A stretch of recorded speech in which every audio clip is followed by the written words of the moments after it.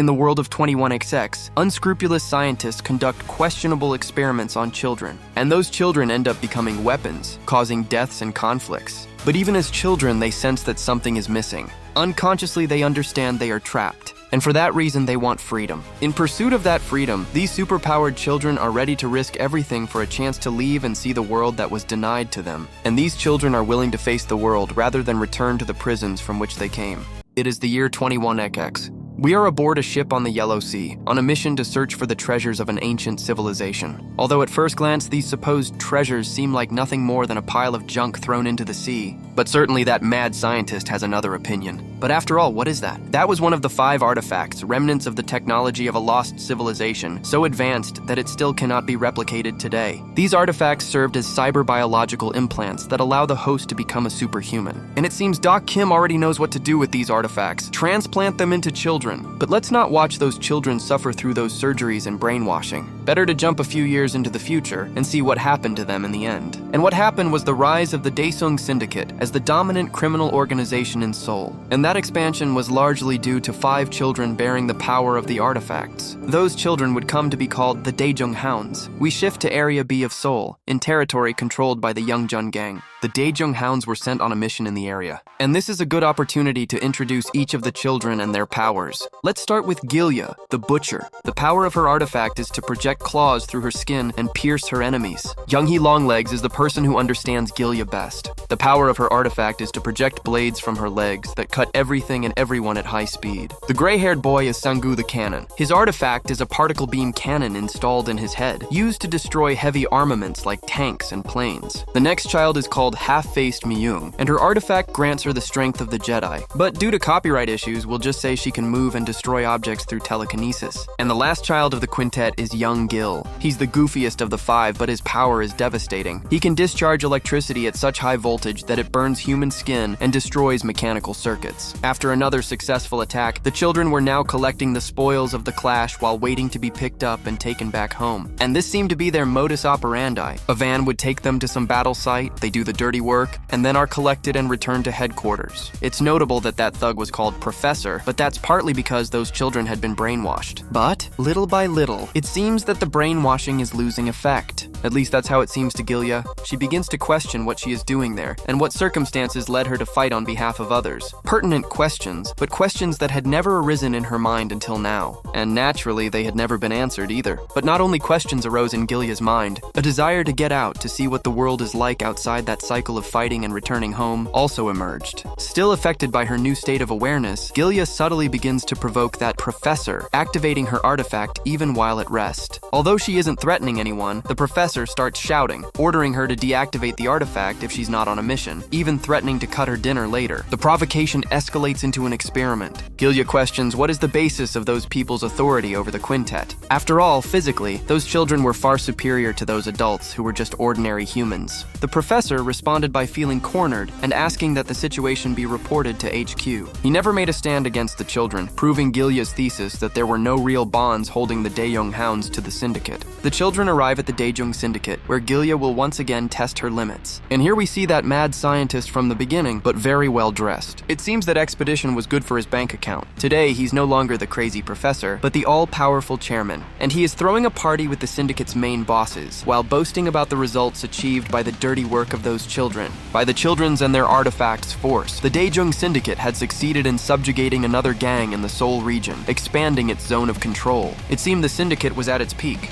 But Gilya will quickly take the Syndicate from its peak to its downfall, and that would begin right now. Gilya had already killed several men on the way from her room to the chairman. Gilya didn't waste time in this assault. She came to make her proposal to the chairman, that he let the quintet leave the Syndicate and allow the children to live as free people. Since the artifacts were the Syndicate's imbalance point, obviously the chairman would never accept that they left so easily. So Gilya ends the negotiations and turns it into a threat. The Syndicate would let them go because they didn't have enough force to contain them, and the chairman would be left alive out of pity and gratitude from Gilya for the food and clothes provided over the years. Gilya then returns to the dormitory and goes to sleep with the other children. She had already decided the group's future and was there to tell them that they would leave the next day. At first they showed resistance, The concept of living outside the syndicate had never occurred to those children. For them, the world was what they lived, but Gilya was determined to take them out of that cave of Plato. We return to the chairman. He is still recovering from the damage Gilya caused and trying to devise his strategy to prevent the children's escape. The problem is that Gilya alone had eliminated much of the syndicate's force, either killing or wounding the thugs. The chairman's last option was an envelope in his hands. That letter was an invitation to join a larger group called the Clan, a social club that gathered the country's elite, such as ministers, CEOs, researchers, etc. And that group would be the way for the chairman to recover the artifacts the children were taking with them in their escape. The next day arrives, and it seems the children managed to leave the syndicate without major problems. After all, they were already running in the streets of Seoul's commercial neighborhoods. And we are reminded that, despite being superpowered people and cold, ruthless killers, they were still children and had the natural curiosity of children to explore the new environment and see all that they had never seen before. Gilya still sensed that they should be cautious and stay together there, but each one's curiosity dissolved the group's cohesion, and they decided to split up so each could see what they found most interesting. Over Gilya's protest. When the children split up, Gilya ended up following young Gil because he was the child who needed the most help. So the two went to the place that most attracted young Gil, the aquarium, and they were both amazed to see it. Something they would never have seen while kept as mere weapons of the Daejung Syndicate, but mysteriously that tank cracks. In truth, everything there was very suspicious. How would a tank crack exactly when the children were visiting? And why was the aquarium so empty at that hour? The answer was simple. They had been targeted. A large armed force with tanks and planes was there to capture them. And it wasn't just any armed force, but Seoul's own army. And it seems the order was not to capture the children, but to seize the artifacts specifically. So there would be no need to waste time. They could open fire and shoot at will. Gilya is launched upward to deal with the helicopters. Young Gil takes charge of the ground troops with his electrical power. However, unfortunately for him, the army was very well prepared. The robots were immune to electricity, and the ground troops had shock-proof suits. Young Gil had to go into direct physical confrontation and knock those soldiers down with punches. But the situation was messy because there were also robots armed with missiles. Gilya managed to cover young Gil by bending the robot's cannon, preventing direct damage. The problem is there was already a missile stuck there, and it ended up exploding near Gilya. The damage wasn't direct yet, but enough to take her out of action momentarily. For the first time, Gilya begins to regret what she did, not for herself. She needed to get out of that place, but for having involved in her plans the people she considered her siblings. The other four could have continued living their lives peacefully in the syndicate, but Gilya put everyone at risk because of her selfish desires for freedom. The least she could give young Gil was time to flee and meet the others, while Gilya dealt with the army alone. But young Gil thought differently. The children had never wanted freedom because they did not know the idea of freedom, but Gilya brought the children out of that closed world, and for young Gil, living that world, even for just a few hours, was the best day of his entire life. He felt no resentment toward what Gilya did. On the contrary, he felt gratitude, and even in a clumsy way, he would repay what Gilya had taught him. The sequence, however, is worrying. The army did not contain its force and went all out against the children. The order seemed not only to eliminate them, but to eliminate them at any cost. The devastation spreads debris to other parts of the city, and a small group sees the result of that bloody conflict imposed by the army. And one of the results was Gilya's unconscious body there, thrown on the ground. Unluckily for Gilya, the tattoo bearing the Daesung Syndicate crest revealed her identity, and, also unluckily,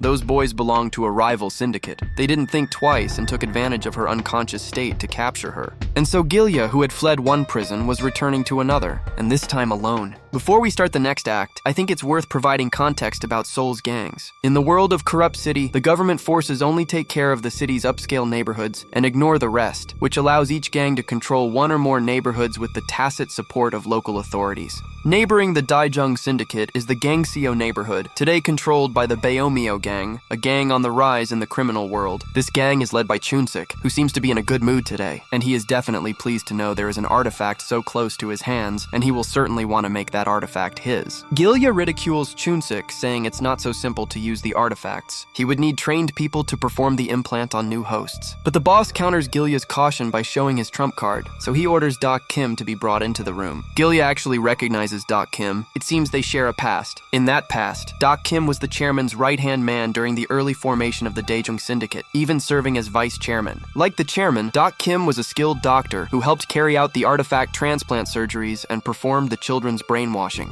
He worked closely with them daily, taking care of their physical and mental well-being. But there are still more questions than answers about the suspicious doctor, starting with why Doc Kim was submissive to Chun-sik. Chun-sik then orders Doc Kim to prepare to perform surgery to remove Gilya's artifact and transplant it into his eldest son. With that artifact, the Beomio gang would have even more power to expand its influence. Gilya was almost killed at that moment, but Doc Kim managed to deceive Chun-sik, claiming the transplant couldn't occur if the host were dead. It was a lie, but since knowledge of the artifacts was still very limited, Doc Kim at least bought Gilya some time, and she would now be taken to her new prison. Normally, Gilya would have no trouble escaping places like that. Besides the artifact's specific abilities, the bearers also had superhuman strength and accelerated recovery. But all that was in vain with Gilya as hungry as she was. While she's still thinking about the others Daejeong hounds, Chun-sik's sons came to visit Gilya to learn more about the artifact they would soon receive. However, since those boys were still kids, they were easily tricked by Gilya. She says she could provide information about her artifact if they gave her that chocolate to eat. While Gilya ate the chocolate, she tried to gather information from those boys. One valuable piece of information she received was how suspicious that army attack had been. That intense bombardment occurred only around the area controlled by the Daejeong Syndicate and did not target the HQ itself. Add to that the fact that the army only acts under government orders, and the government doesn't care about anything outside Gangnam, so the conclusion was that the government and the Daejeong Syndicate acted together to recover the artifacts. After the chocolate and that information, the boys asked Gilya to finally tell what she knew about the artifacts. First, Gilya thanked them for everything she had received and said the secret she had was that when fed, she was much stronger than she seemed. Quickly, Gilya subdues the two boys, but decides to let them go as an act of good faith. Gilya had other concerns at the moment. She needed to meet Doc Kim, as he had briefly requested earlier. Gilya's escape puts the entire Beomio gang on alert and in motion to capture her again. With all this commotion, the information reaches Doc Kim, who realizes this is also his chance to escape that place. And Gilya then finds Doc Kim. She quickly deals with the guards who were keeping Doc Kim captive. Seeing Gilya, Doc Kim feels relieved, claiming he missed her. But Gilya wasn't that sentimental about their reunion. Now without the brainwashing, she recognizes that everything the Daejeong Syndicate did to the quintet was a horrible act, turning them into monsters merely to satisfy a power-hungry ambition. As much as Gilya hates everyone in the syndicate for the atrocities committed against the quintet and for having attacked them after their escape, Doc Kim still has use to Gilya. So she asks him to put on a bulletproof vest and decides the two should flee together, but not in the gentlest way, however. Gilya planned to save the other children of the quintet. Since the Daejeong Syndicate orchestrated the attack against them, perhaps the next stop would be the syndicate itself. But we can get ahead of Gilya and see what the chairman is scheming right now. And at this moment, he is talking to a very mysterious woman. The conversation seems related to the artifacts. The army had recovered 4 artifacts, but the chairman says there are actually 5. The army general then apologizes to that woman for not having recovered all the artifacts, but he could not launch a new attack without justification. That woman seems very powerful. After all, she kicks the army general as if he were just a thug. And then we see the recovered artifacts. And those artifacts were not the captured children. They were the children already dead. For the desire of freedom, Gilya took her siblings out of the Daejeong Syndicate. But today, only Gilya remains alive, seeking to rescue the other children, not knowing that her objective failed right at the start. She still doesn't know she's alone in this world, but she won't have much time to mourn her siblings' deaths when she finds out. Because the next target of that sinister group is her